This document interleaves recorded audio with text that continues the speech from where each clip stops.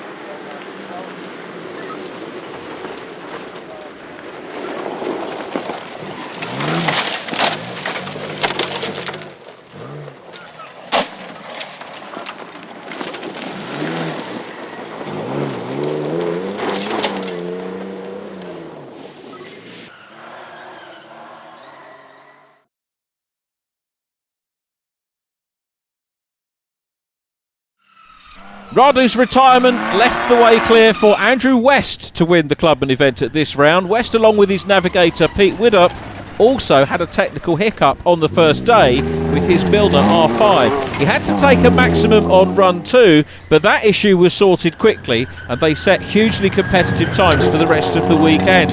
Andrew coming in 6th overall on times for the entire event.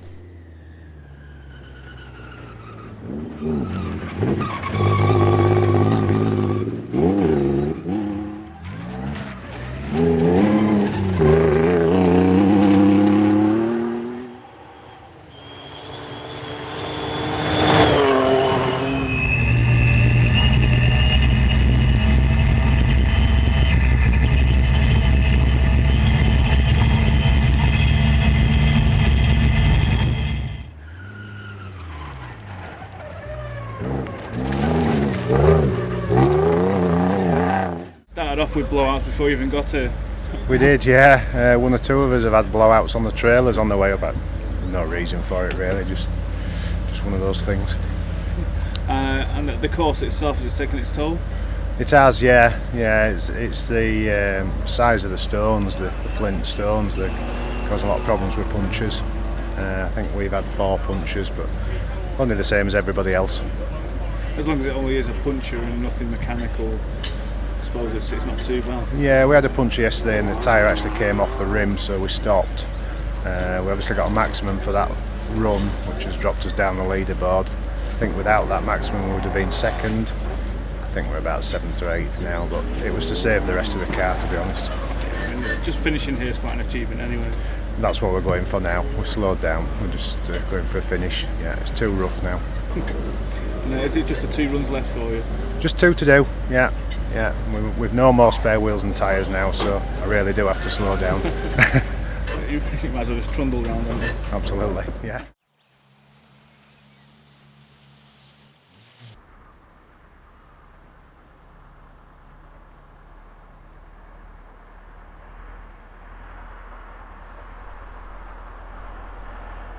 And now on to the Freelander Challenge with Chris Ratter. Chris's weekend started out well, posting the fastest times in the first 2 runs, but he was forced to take a maximum on run 3 after a very serious puncture. Once repaired though, Chris has to take it easy for the rest of the day and fell into second place by the end of day 1. Day 2 started out well, but things started to fall apart again as Chris fell victim to rocks, more punctures, and was forced to take maxima for the final 3 runs and wound up in 3rd place in the Freelander Challenge and last overall in the times for the weekend. Chris did take the time, however, to explain to us what went wrong over the weekend.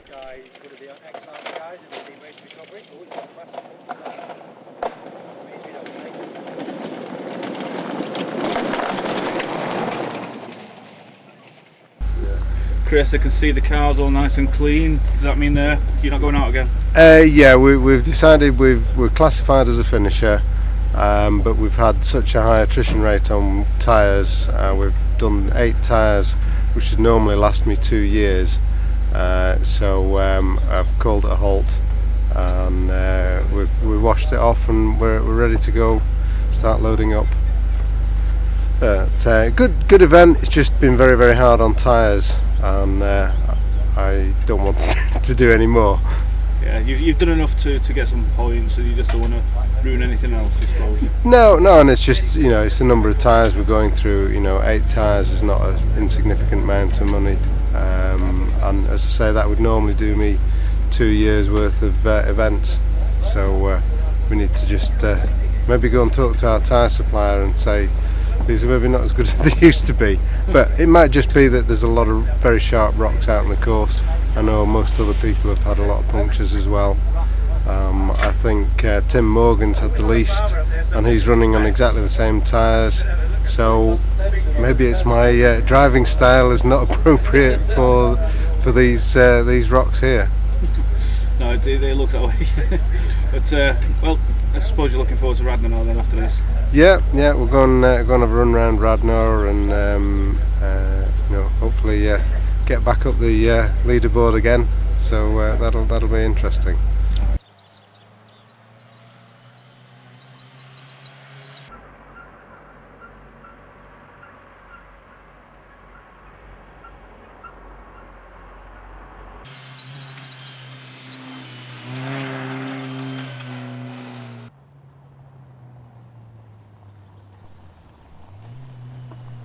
Next to meet the Flintstones of Forrest Lodge, Ian Letman. Well, Chris Ratter's bad luck translated into Ian Letman's good luck. Letman, whilst not scoring the most competitive of times on the runs, was very consistent throughout the weekend. And even though he had to take 2 maxima on the last 2 runs of the weekend, Ratter had taken 4 overall, and that meant that Letman was able to secure 2nd place in the Freelander Challenge and 2nd to last in the overall weekend times.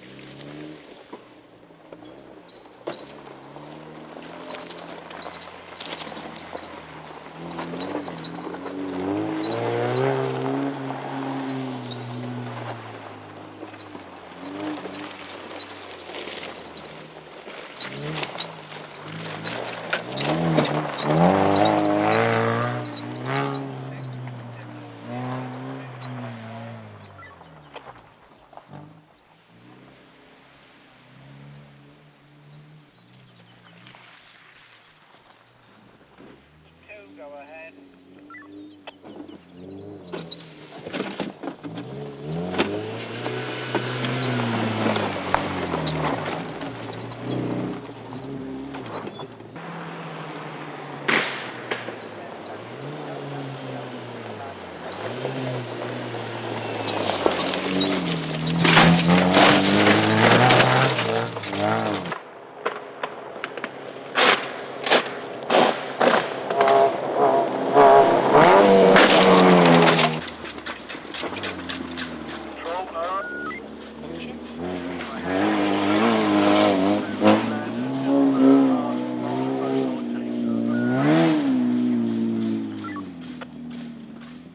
stop.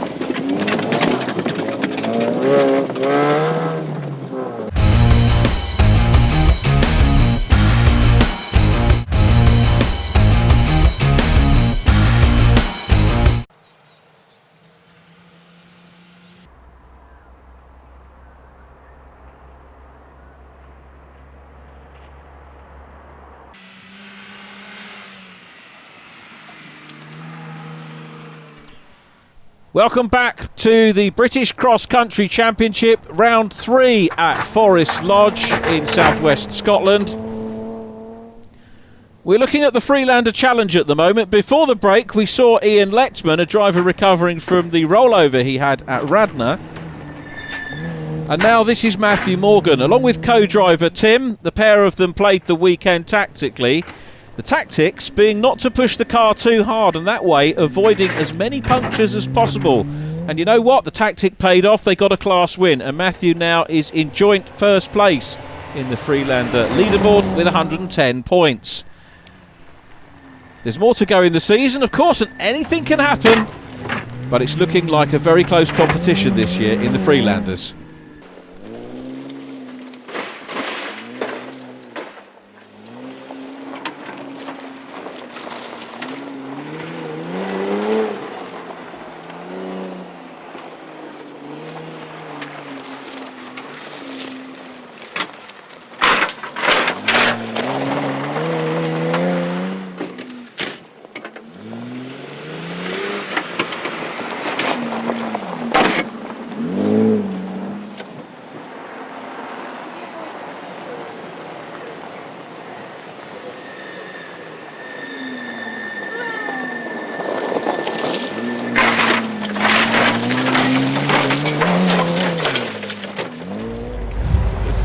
End of the day for you. It's been a good weekend. It has been a good weekend actually. Yesterday was tough. The course is fast, but there's some very rocky bits in the quarries, and tyre splitting, tyre bursting. A lot of people have had some problems. We actually haven't had too many problems this time with the tyres. Had the usual problems with the car. I think yesterday we did enough to put ourselves in a good position, and as a result of which today we were able to just nurse the car around and get a class win, which was nice. So something special on this particular circuit anyway. Oh, it's very special. I mean, this is a great track up here, and I mean, some of the fast stuff. The forest tracks are just brilliant. No, they really are nice and fast and great fun. Are you impressed with the Freelander and what it can do? I think, yes, I am. It keeps on going. I think a lot of people have come up to us over the weekend and said maybe you've got actually the right idea in having a fairly standard car, because it's put up with a lot of stuff, a lot of stick, and we've given this car a lot of pasty and it's taken it, so it's been good fun. Alright, well, credit to the Freelander, credit to yourself. Oh, thank you very much.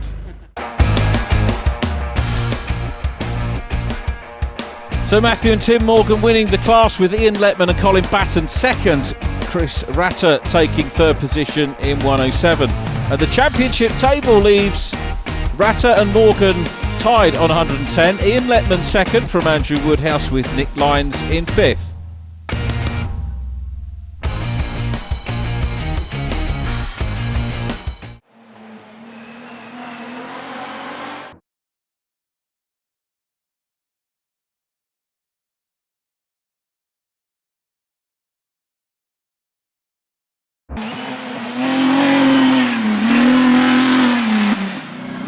And so a look at the trophy class. Richard Kesey is our first driver. He's the vice chair of the Midland Off-Road Club, and it's his first year in the British Cross Country Championship.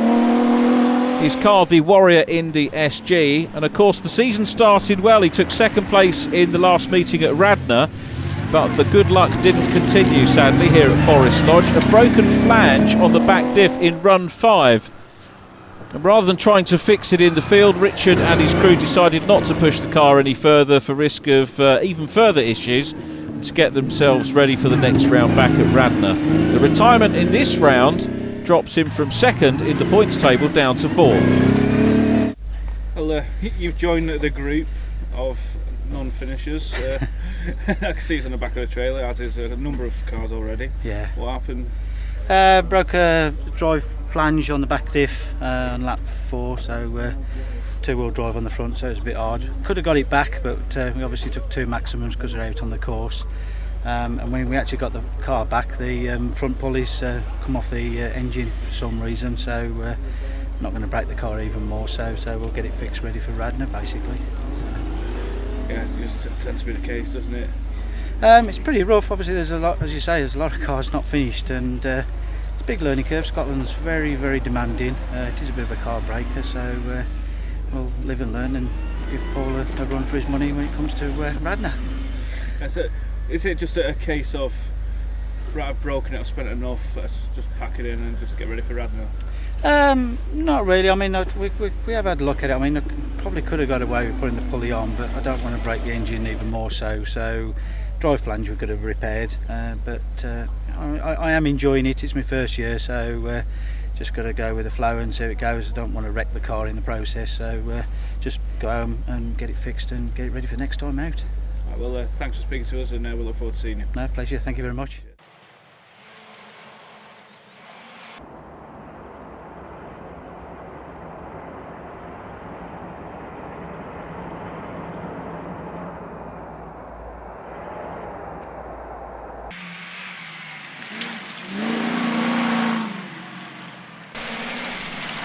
This is Mark Jakes pushing the Land Rover Special very hard, and he was in competition with Alan Thomas here, but a puncture early on meant that he had to take a maximum, and that put him behind Thomas, and he came in 3rd for this event. He also lies 3rd in the points table, but it's by no means over. He's only 14 points behind 2nd place Alan Thomas.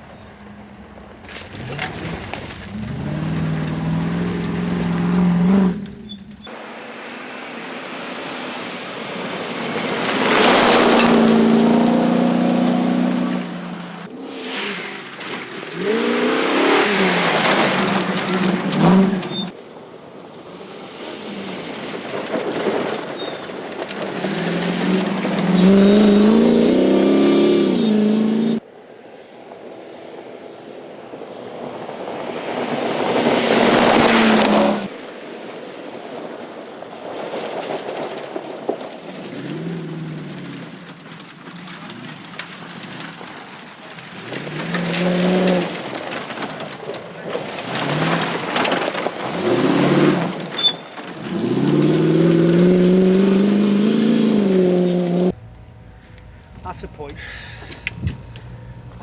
It's going so well for you. We were doing a really, really fast lap then, and then on the last rough section we just belted the near side front, bang, and that was it, puncture. So disappointing, but no, it was a good run anyway. Really, really, really going well as well. At least Sod's law. At least it's all in the tyre. Well, yeah, exactly. Just hope it's not done any more damage, but I don't think it has, to be fair. Yeah.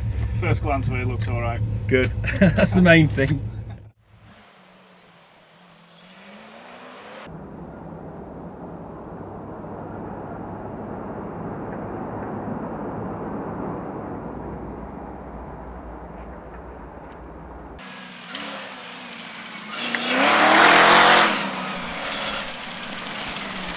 Alan Thomas and his co-driver just scraped 2nd place over Mark Jakes in their Warrior Gemini.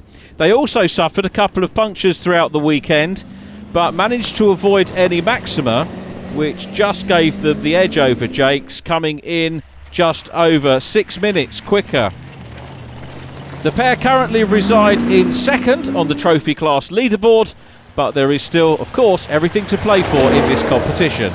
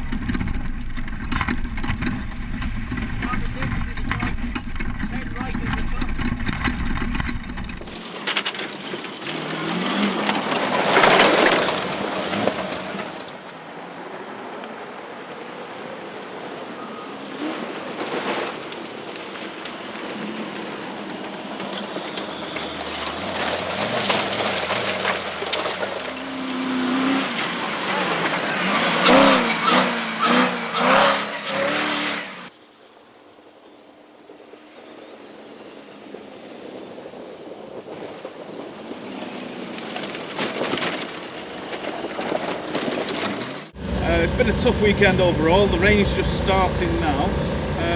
We finished second in your class. I think we have, yeah. I think we finished second. That's we've done overall. There's a lot of cars gone out, an awful lot of cars gone out, and we've had 2 punctures, luckily.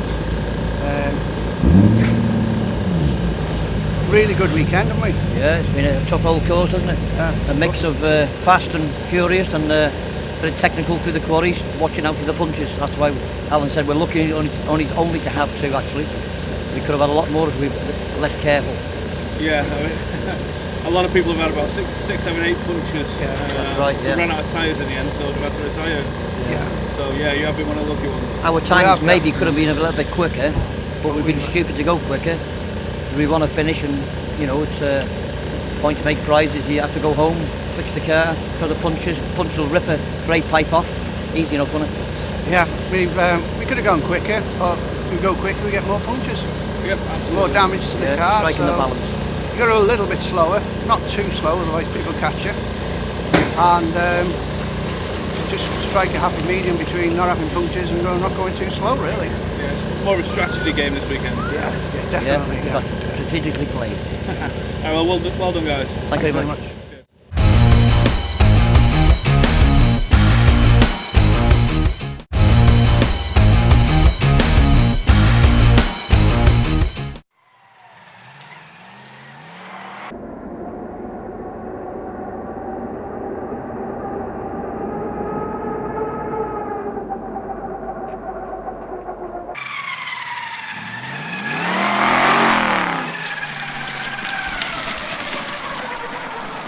Welcome back to Forrest Lodge, part 3 of the programme, round 3 of the championship, and this is Paul Harris. We're looking at the trophy class champion from last year, and also this meeting's winner in his distinctive GSR Maxi Light. For the first 3 runs on day 1, Paul was locked in a fierce battle with newcomer Richard Kesey, who we've already seen, and it seemed as if Richard would emerge victorious, beating Paul's times in runs 2, 3 and 4. But Richard's technical issue and subsequent retirement meant the way was left clear for Paul Harris to take victory.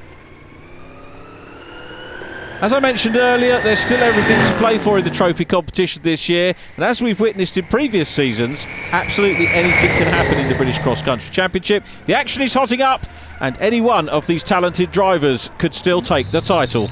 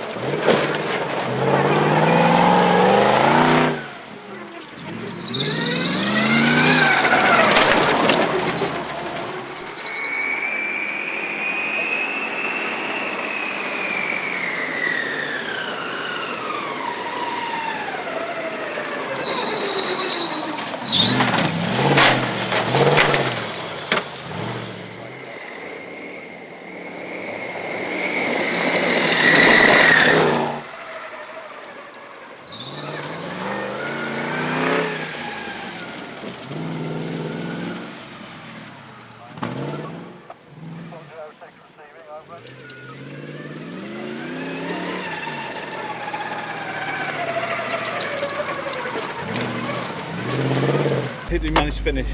Yeah, finished 2 punches all weekend, so not too bad really. Yeah, not a lot of damage to the car like other people. Don't think so. I think it'll need a good check over though after this event.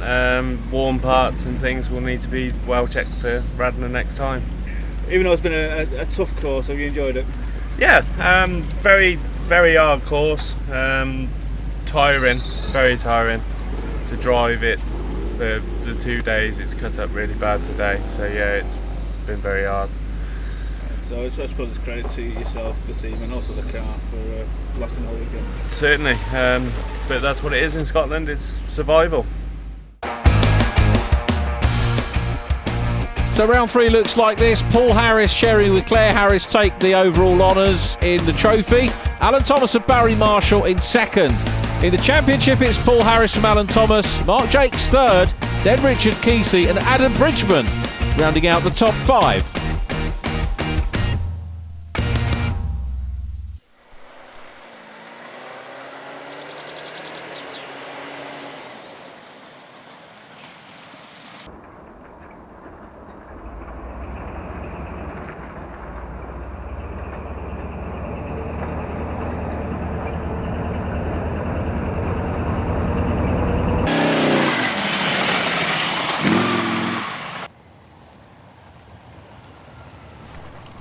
Onto the championship class. This is Andy Powell. Andy's season continued much as it started, with a consistent and workmanlike approach to the job. He avoided the perils and punctures that besieged many of the other drivers in his Lamborghini and came in a very respectable 6th position in the championship class and 7th overall for the weekend. He now lies in 5th place on the leaderboard for the championship class, meaning that he is still very much in the running for a podium finish for this season.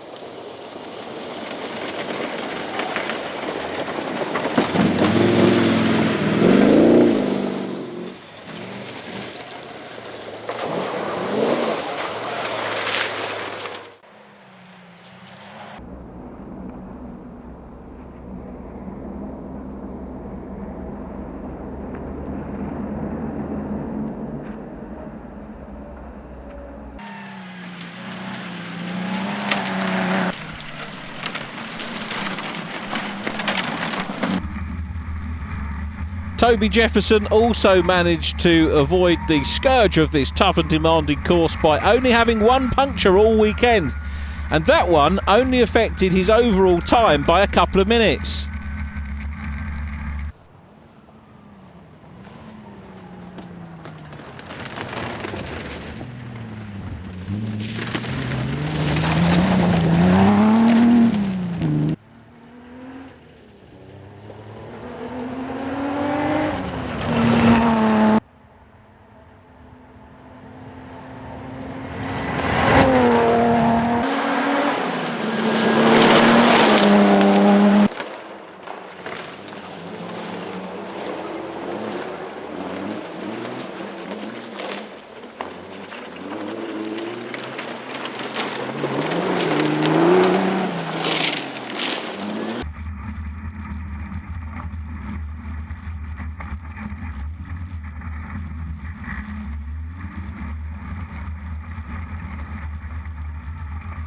Continuing on from his convincing third place in the last round, Tovey placed 5th in this one and now lies 2nd in the championship class leaderboard.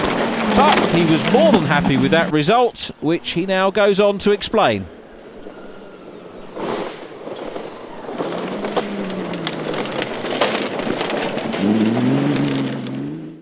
That was your last run, you look absolutely exhausted. I feel it, bruised and battered. But yeah, good end to the day, really, happy. Yes, well, you got there in the end. Yeah, we've done very well. Course is very nice long course, I much prefer those, but yeah, done all right. We've not had any problems. We had one punch on the last run on Saturday, but compared to everybody else, we've got away with it very lightly. Nothing's gone wrong with the car at all. Basically wash it off and get ready for the next one. Yeah, absolutely, and a proud 5th, I suppose. Yeah, very happy with that. It's one of those venues that you have to be to the get to the finish before you know who's going to get anywhere. I know it sounds a bit daft, but yeah, been a good weekend. Well, congratulations. Thank you very much.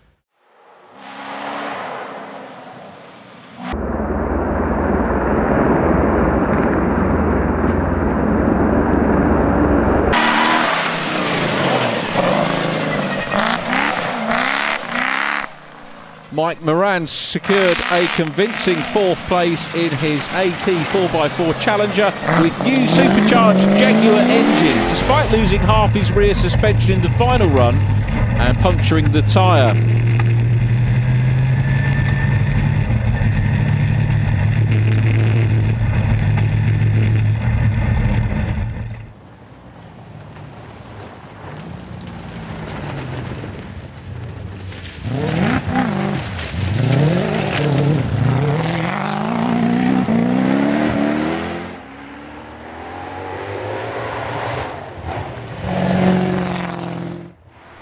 Mike, along with co-driver Tony Coyd, has everything to prove after victory in the 2012 season was snatched from the pair of them at the final meeting by the eventual champion Ian Rochelle. And Mike this year is taking no prisoners, pushing his car to the limit and setting some extremely quick times throughout the competition. And all being well, expect to see him fighting for victory at the end of the season.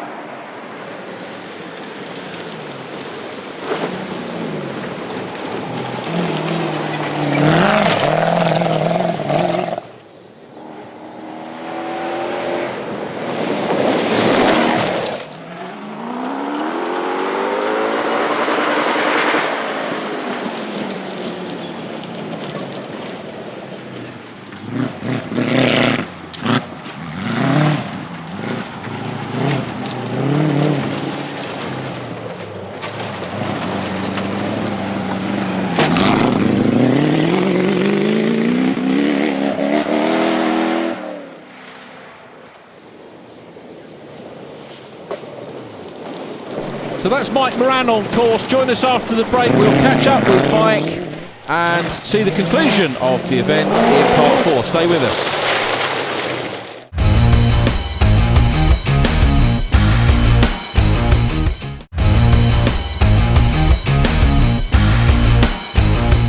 Well, Mike, it's been an interesting weekend for you. Inspirational, you might say. And you think you'd finished 4th, which is pretty good going considering the difficulties you had. Yeah, well, 4th's a good result, especially when you're an old chap like me. It's the last lap was, say, quite entertaining. They sort of scraped me way round, and of course, in true Forrest Lodge style, I managed to pick up a puncher on the side that was already sitting low. So it was definitely I just dragged the car around, but we've got a finish. Hopefully I got a 4th place, and I just need the points with the championship. You just got to keep on finishing. You just got to keep on getting the points, and at the end of the year, you hopefully they add up and you get a bit of a trophy. Excellent. Much work to be done to the car before the next round. Well, obviously we need to sort out the shock absorber. So we'll get that sorted out. That's pretty easy. We've got all the bushes and everything will have to be rebushed. It's taken a bashing this weekend, and we'll have a good look at the steering as well. That always takes a good pound in here. But otherwise, we're ready, fit to go. We've just recently fitted this Jag supercharged engine that's 440 odd brake horsepower. We've been running the engine in for the last two events, and we're going to put that up to full power now. So that should be the next round at Radnor, one of my favourite places, the heart of British rallying in the centre of Mid Wales. There, we're going to be having a right good old go at the next round. Can't wait to see it. Good man. Thank you. Thank you.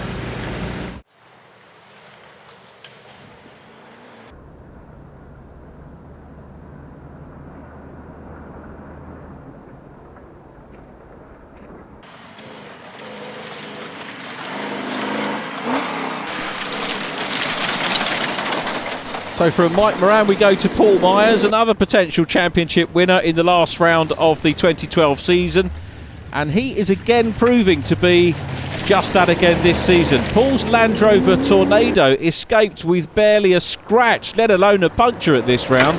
He posted fast, consistent times all weekend and finished third in the championship class for this meeting, and that means he's secured third place on the championship class leaderboard as well. He's only 7 points behind second place man Toby Jefferson. This competition getting more and more close, more exciting with each passing round.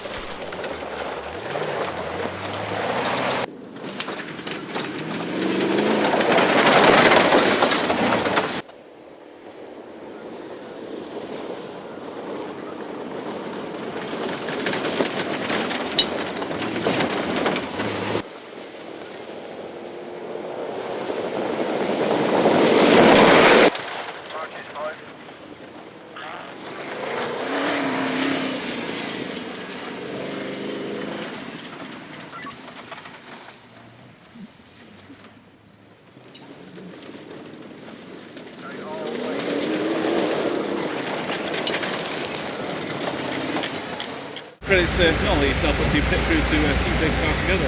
Absolutely, yeah. We do a lot of preparation in the car before we get here, but Steve-O's kept it running this weekend. Just general maintenance really, and checking things over, making sure everything's tight. Is there much to do to the car before the next round? Swap the diff back over, put the proper diff back in it, check it over, probably a couple of bushes to change, and should be good to go then. And have you enjoyed your weekend? Excellent, yeah. Really good fun, yeah. You guys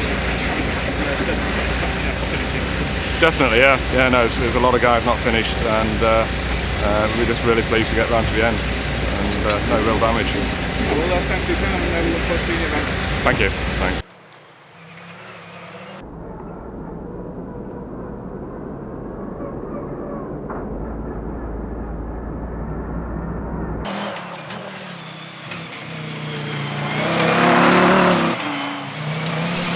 After picking up no points at Radnor, Paul Garner had it all to play for as he worked hard all weekend with strong, consistent times over both days. Paul in his GSR V10 was battling hard against the likes of Tom Hipkiss, Carl Gudgeon, Michael Hannock and Ryan Cook on day one. But luckily for Paul, each of those competitors fell victim to the unforgiving course one by one on day two. Carl Gudgeon's oil cooler pipe came off, Phil Ibbotson bent a track rod end on his 6R4 Evo, and Ryan Cook had a puncture which resulted in a flailing tyre, a broken hub and suspension, and damaged bodywork on his Milner LRM1. And all that meant that Paul and co-driver Giles Tinkler secured second place. That means that Paul Garner now lies 10th in the championship class leaderboard.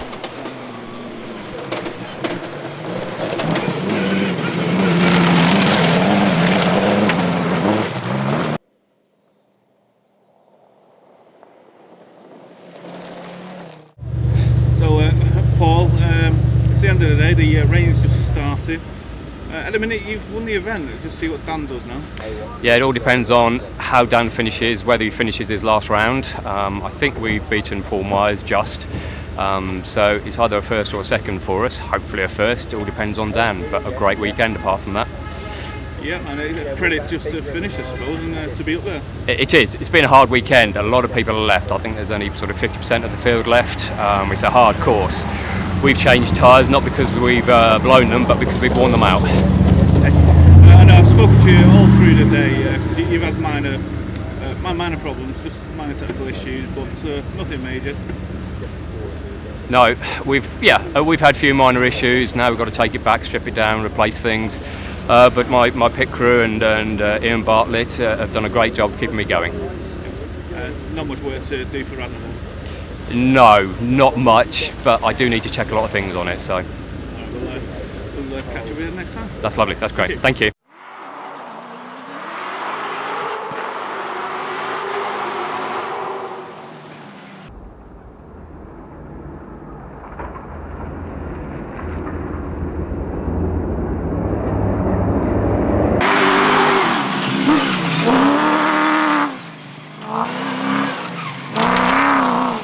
Dan Lofthouse's season continues to go from strength to strength, securing another victory in his Lofthouse Freelander Proto. Dan set the fastest time on all 6 of day one's runs to go into the overnight halt in the lead, but his hopes for a trouble-free run to victory on the second day were thwarted when the car developed a fuelling issue on run 3. Frantic efforts were made in the service area to identify and fix the problem, and with his final run time deadline approaching, Lofthouse had to do back-to-back laps, and he started his last run with just 4 minutes to spare, but he completed the course successfully.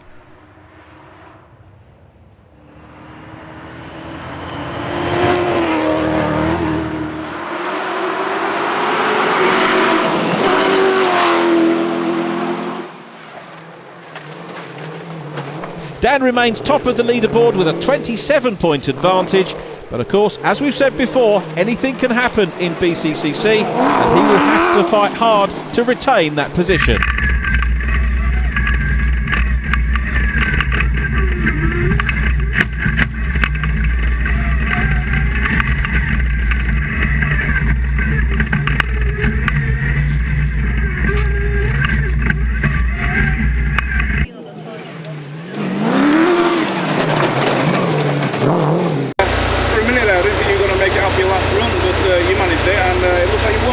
Yeah, we were.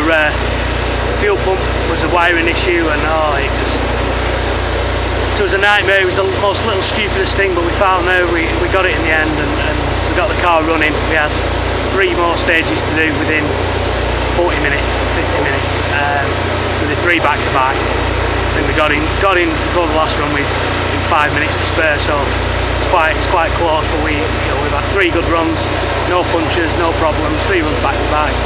Car's just done 24 miles without stopping on probably one of the roughest stages we'll do all year.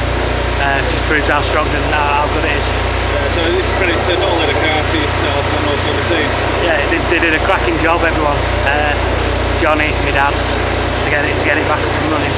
So every credit to them as much as us pedalling it round to the finish. It looks like you've had a good weekend now. Yeah, good weekend. 2 out of 2. Couldn't ask for a better start to the year. And going up to Radnor, everybody's going to iron out all the problems. Do you think it's going to be a bit more competitive? I think it will be. It always is. I mean, he is a really tough venue, really tough. It's always hard on the cars. Ryan went out yesterday. Tim unfortunately didn't get here this weekend. Radnor will be a different story.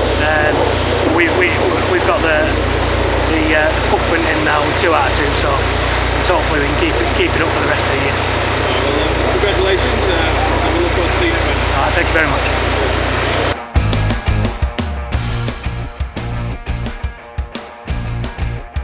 So here's the championship class results for round 3, and a win for Dan Lofthouse, partnered by Johnny Kunja. Second, Paul Garner. Third place is Paul Myers, followed by Mike Moran. Then it's Toby Jefferson and Andy Powell. Ian Bartlett 7th from Steve Smith. Then Tom Hipkiss and Andy Skelly.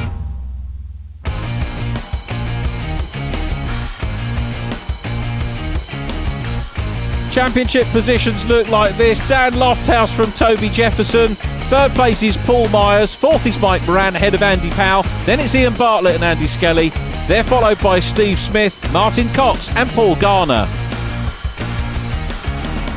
And so we leave the somewhat unexpected sunshine of Forrest Lodge. The drivers, crews and cars are battered and bruised. This course has been one of the toughest so far, and the retirement rate has been well above average. But that's the exact reason why this competition is one of the toughest and hardest fought in the country today. Join us next time for more intense cross-country action coming to you from the heart of British rallying, Radnor, with the MSA Brit Park British Cross Country Championship.